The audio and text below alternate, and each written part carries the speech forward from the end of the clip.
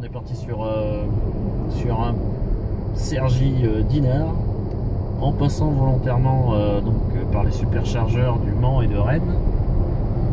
On n'a pas pris le chemin le plus court, mais au moins on a l'assurance qu'on pourra recharger sur la route au lieu d'attendre dans un quelconque supermarché, d'avoir des stations qui peuvent être en panne, être fermées pour cause de magasins fermés. Donc là on est parti de Cergy, on a pris la descente vers les Mureaux pour pouvoir rattraper la 13 et après aller chercher la 12 et après la 11. Donc voilà, autopilote engagé. J'ai les mains pas loin du volant parce que on sait jamais. Mais autopilote engagé à 110, vitesse limite, autorégulation avec les voitures qui précèdent. Donc sur l'écran principal du tableau de bord, on peut voir que la voiture prend aisément les courbes. D'ailleurs, en regardant d'ailleurs dehors, on voit qu'on est en pleine courbe. On s'engage sur la remontée de la 13. Là, je vais même... il m'a fait une petite blague à cause du changement de film. Je vais donc me rabattre sur la gauche. Hop. Elle le fait toute seule. Hop. Et voilà. Donc là, voilà, je vais la laisser piloter le maximum possible sur les grands axes. À 12, à 13, enfin à 13, à 12 et compagnie.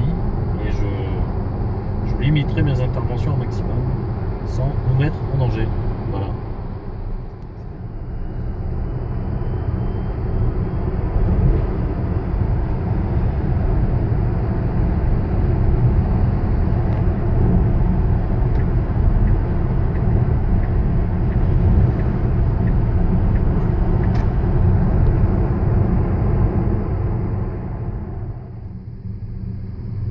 Petite séquence bouchon à hauteur de trappe,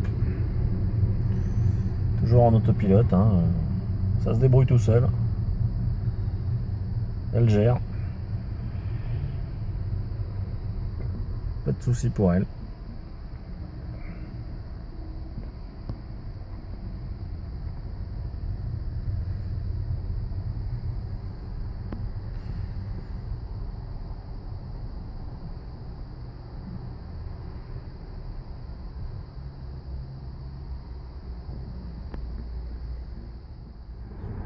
Là on repart de Dinard, donc deuxième journée, donc la veille au soir avec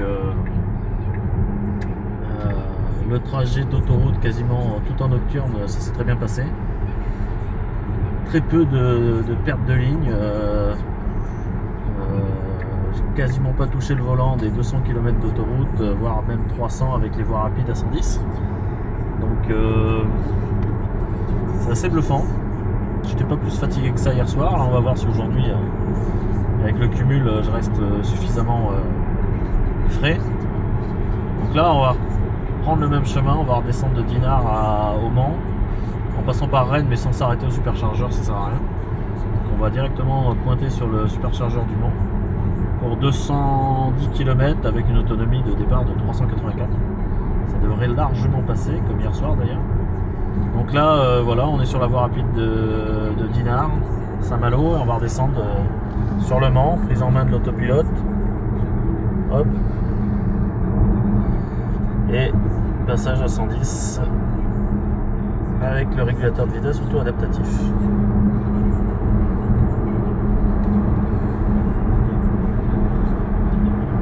Voilà, donc je laisse faire. Comme hier soir, bon, c'était peut-être pas visible sur les vidéos de nuit, mais je garde quand même les mains pas très loin du volant, au moins sur les genoux.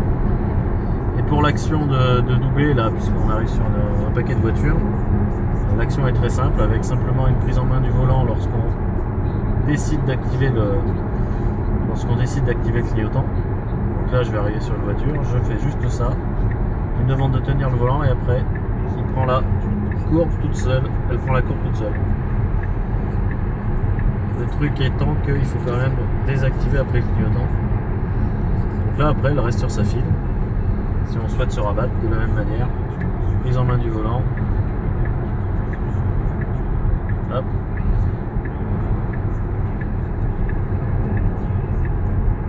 Voilà. Là elle a mis un peu plus de temps parce qu'en plus il y avait un virage et des pointillés serrés. Et si ça se passe en ligne droite, c'est quasiment instantané.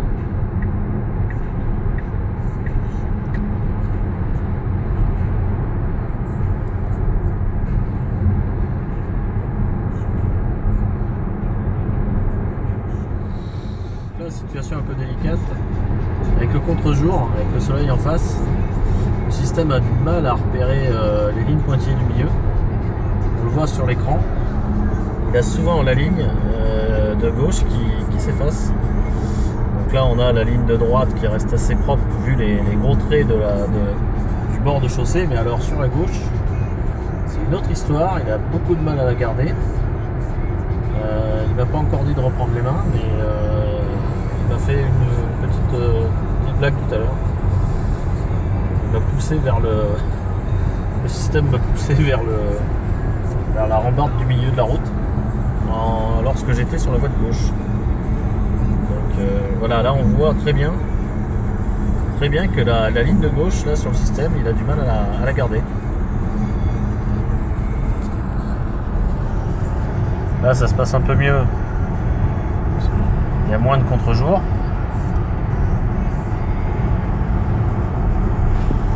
Dès qu'il y en a un peu de trop, là ça le fait un peu moins. Voilà, dès qu'il y en a un peu de trop, là par exemple, là il me fait une petite blague. Hop, il s'est écarté, il s'est remis dans la ligne. On dirait que effectivement l'autopilote a du mal à supporter le contre-jour, ce qui est tout à fait logique. Les buttes aussi parfois sont un peu délicates. Là par exemple sur le haut d'une butte, il a du mal à garder la ligne.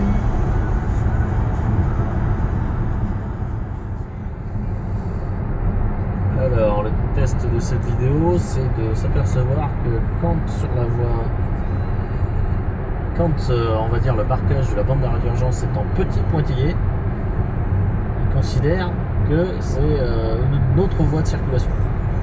Alors là c'est des gros pointillés, on va dire des gros traits de séparation de la bande d'arrêt d'urgence. Là pour l'instant sur le schéma il n'y a bien que la voie de gauche sur laquelle je ne suis pas et la voie de droite sur laquelle je suis. Et sur la partie droite de ce schéma il n'y a rien, il n'y a pas de voie qui est représentée.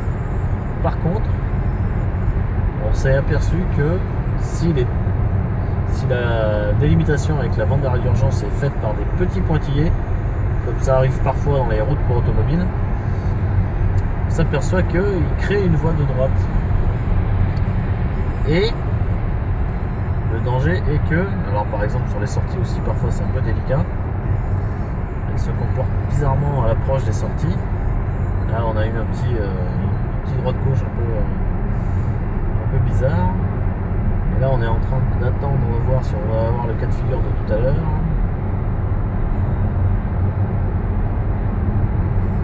Là, sur la longueur des petits pointillés, peut-être qu'il va nous créer la voie de droite.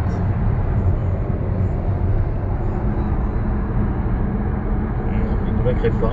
Si, il nous a créé la voie de droite là, sur la bretelle d'accélération. Et là, hop, en sortant, hop, la voie de droite disparaît. Donc ça, on va dire que pour une bretelle d'accélération, ça paraît logique. Donc il considère bien dans sa vision que une bande d'arrêt d'urgence c'est délimité par des gros traits blancs de plus de 5 mètres de long, hein, et que les voies de circulation elles sont délimitées par des petits pointillés. Donc c'est des cas de figure qui peuvent être parfois pas dangereux, mais ça dépend ce qu'on fait. Là le système par exemple me demande de tenir le volant. Ah, là il me le demande plus. Si le virage est un peu trop prononcé, je pense qu'il demande à tenir le volant. Là c'est bête, on n'a pas le même cas de figure que tout à l'heure. Là on a toujours un peu de contre-jour de temps en temps. Situation où des fois il perd les lignes. Là par exemple il nous a recréé la voie de droite. Et là, plus. Là, voilà, par exemple sur un pont. Là on se retrouve avec des pointillés sur le pont. Il va nous créer une voie de droite a priori, voilà. Et là, le système va quand même m'autoriser à partir sur la bande d'arrêt d'urgence. Voilà, là je pars sur la bande d'arrêt d'urgence, filme.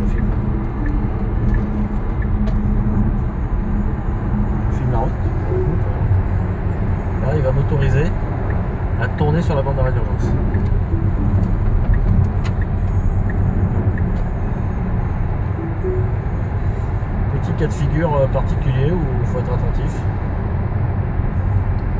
Effectivement, là, si on revient sur l'écran, on a toujours la bande, la troisième bande de route. Là, hop, elle a disparu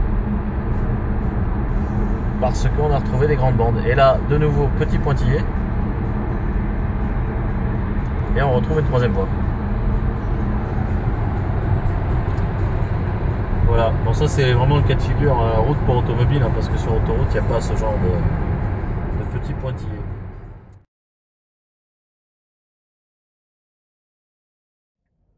Donc mode puissance max, on y va, sortie de péage.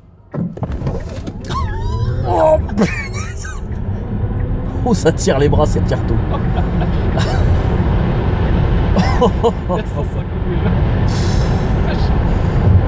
Mamma mia pizzeria.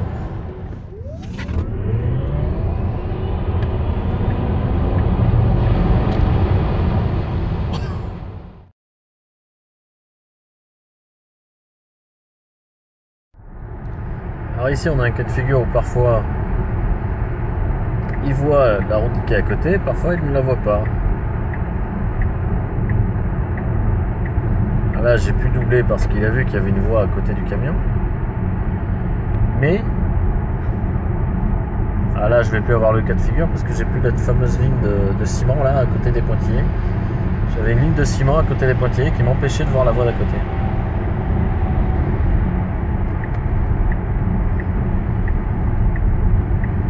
Donc là il n'y a plus de problème.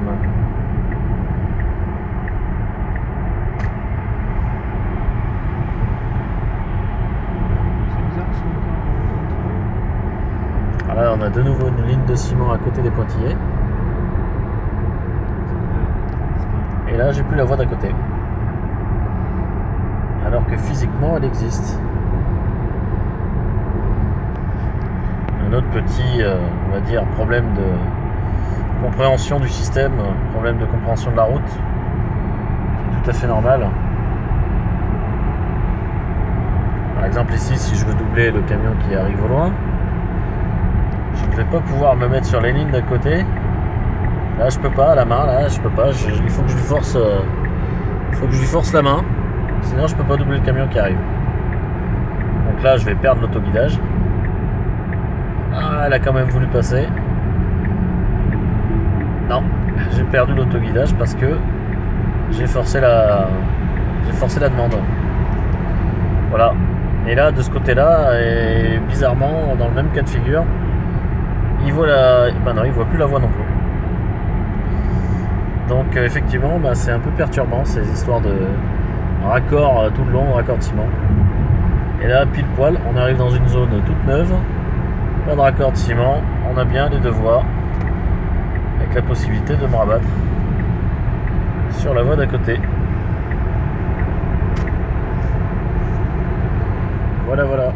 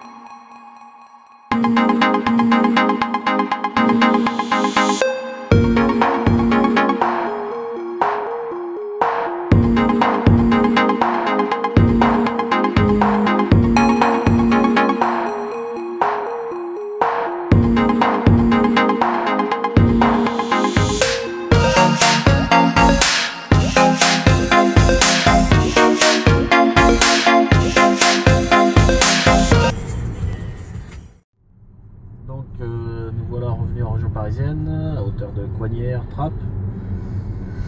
On profite toujours de l'autopilote hein, sur la 2x2 voies nationale 10 avec pas mal de circulation. 17h30 en semaine, c'est plus bouché dans le sens des départs vers la province, mais ça bouchonne quand même un peu vers la remontée sur Paris. On continue à profiter de l'autopilote complet,